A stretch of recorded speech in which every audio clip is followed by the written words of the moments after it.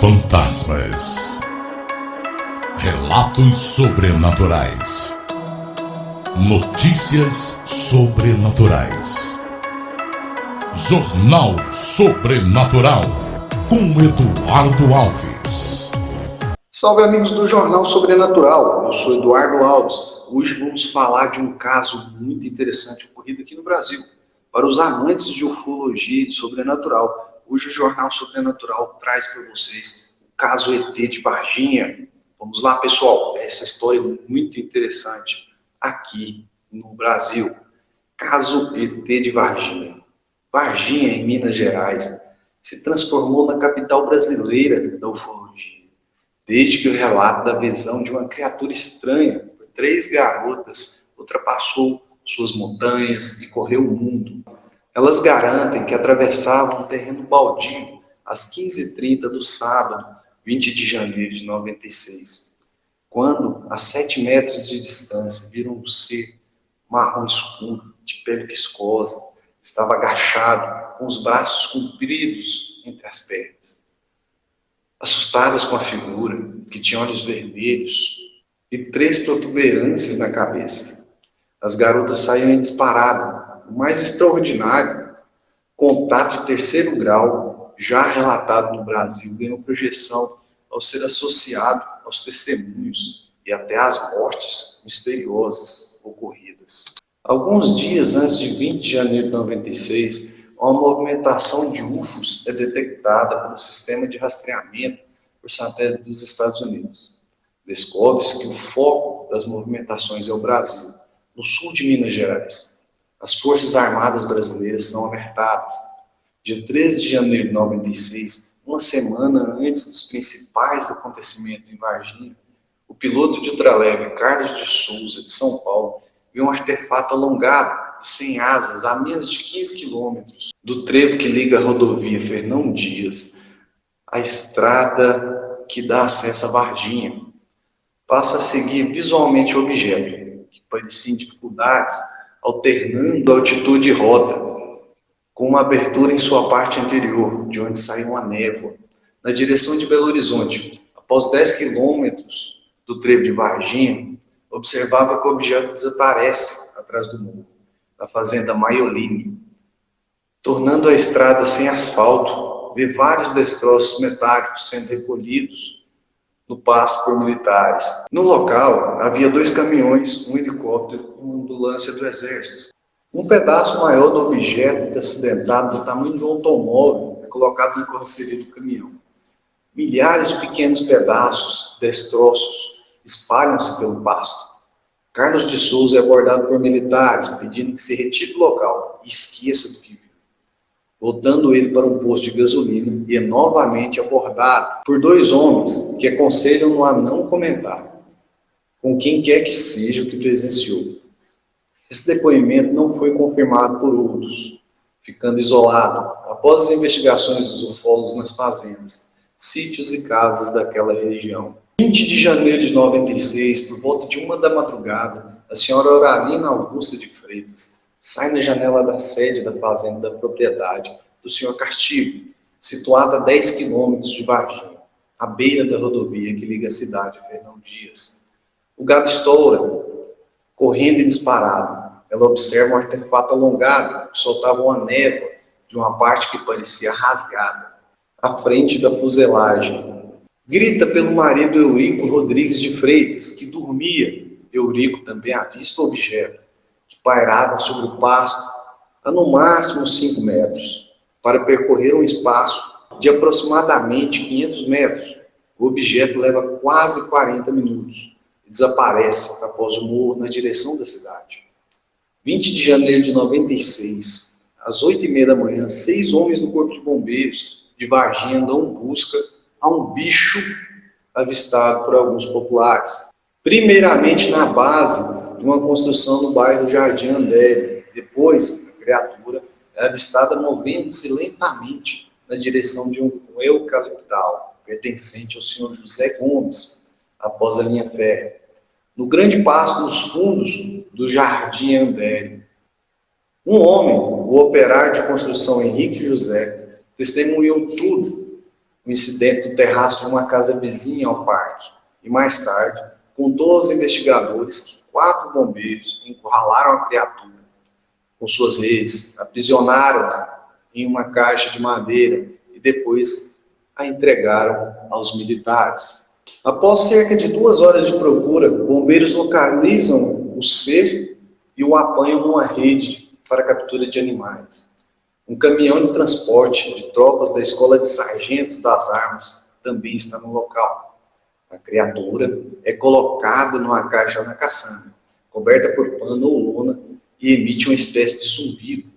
O caminhão sai disparado para Três Corações e entra na Escola de Sargento das Armas. 20 de janeiro de 96, por volta da 1h da tarde, o Sr. X, que fazia caminhada pela região no final do Jardim André, pelos pastos das proximidades, avista 6 homens com trajes militares em formação de busca, portando fuzis automáticos e outras armas, exatamente próximo do eucaliptal, onde se dera a primeira captura.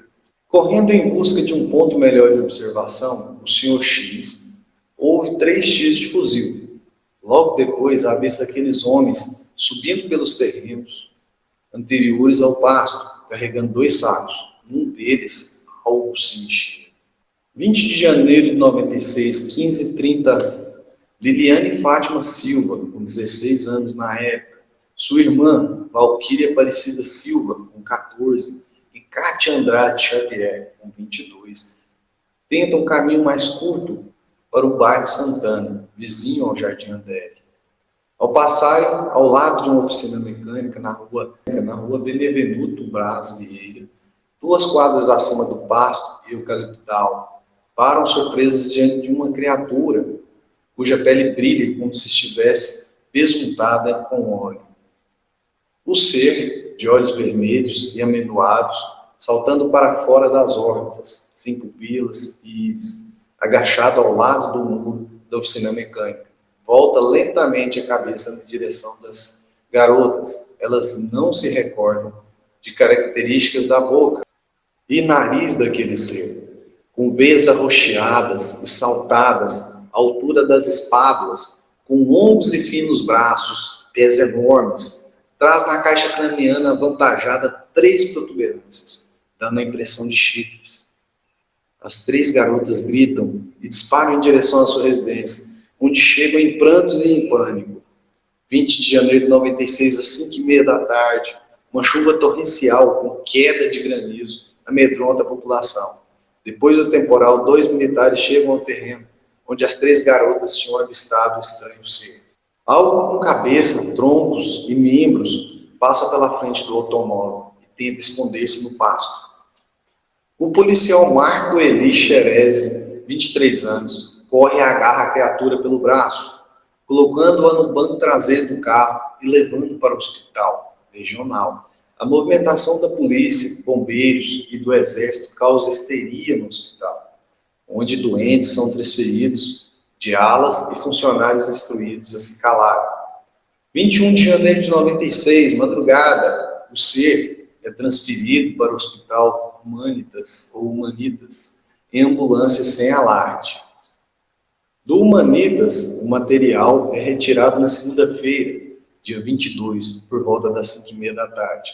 A criatura está morta. O transporte começa com a colocação do ser numa caixa de madeira coberta por lona plástica e colocada na caçamba de um caminhão de transporte de tropas, cuja traseira estava no portão dos fundos do hospital. Vários veículos militares e alguns civis fazem parte do comboio.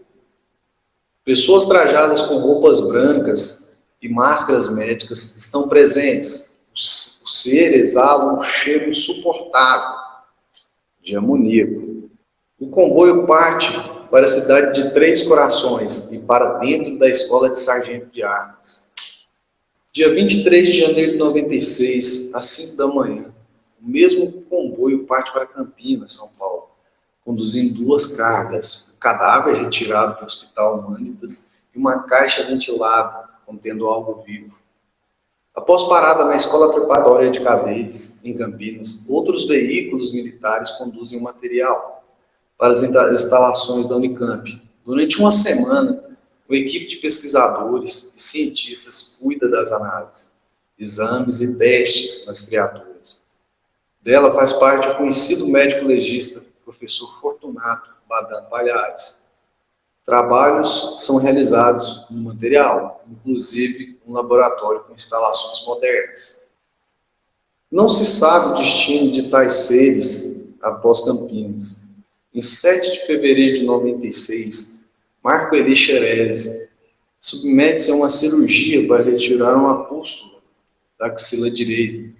O Fortes 2, início de paralisação, é internado e morre 8 dias depois, de tromboembolia séptica pulmonar, conforme conclusão de necropsia. No sangue, é detectada a presença de 8% de cultura desconhecida, uma vez que o policial fora vítima de infecção generalizada. Em 21 de 4 de 96, a dona Terezinha Galo Klepst, em um restaurante dentro do zoológico de Varginha, viu uma criatura estranha, idêntica àquela vista pelas jovens, com uma única diferença: tinha uma espécie de capacete na cabeça.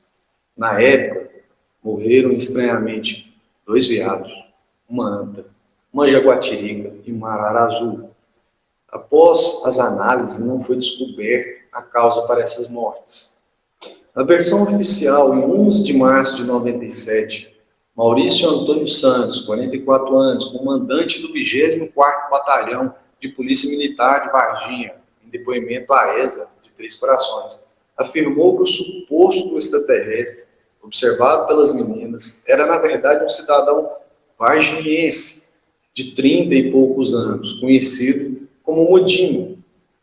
Sofrendo problemas mentais, Mudinho costumava andar agachado pelas ruas do Jardim André, recolhendo bitucas de cigarro e outros objetos do chão. Entre aspas, é mais possível a hipótese de que esse cidadão, estando provavelmente sujo em decorrência das fortes chuvas, visto agachado junto a um muro, tenha sido confundido por 3 meninas aterrorizadas com uma criatura do espaço. Registra o depoimento do comandante da intensa movimentação de bombeiros e policiais militares. Ele não cita o exército. É atribuída às fortes chuvas daquele dia. Esse trecho foi o que o comandante falou, só tudo entre aspas. Os ufólogos argumentam que no dia da aparição do ET também houve um tráfego intenso de caminhões da ESA de Três Corações em Varginha. No IPM, os militares rebatem os veículos realmente foram deslocados, mas para manutenção na concessionária da Mercedes-Benz na cidade. Uma nota fiscal de R$ 432 referentes ao serviço de alinhamento e balanceamento em 8 caminhões foi anexada aos autos. Além de dizer que a chuva ainda não havia começado no momento em que as meninas viram o suposto ET. Como argumenta que a concessionária da Mercedes-Benz costuma fechar nos fins de semana? Dia 20 de janeiro de 96 era um sábado.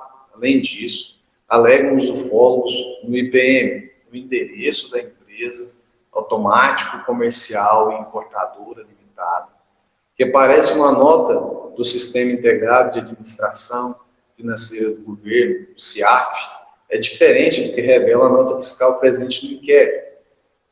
Todos os casos ufológicos já documentados no Brasil costumam DABRA, que quantifica desde 1952 o número de registros por ano. Curiosamente, o ano de 96 é o que apresenta mais registros ufológicos, 65 casos. E vocês, amantes do sobrenatural e também da ufologia, o que vocês acham do caso ET de Varginha? Uma histeria coletiva? Uma aparição realmente de extraterrestres?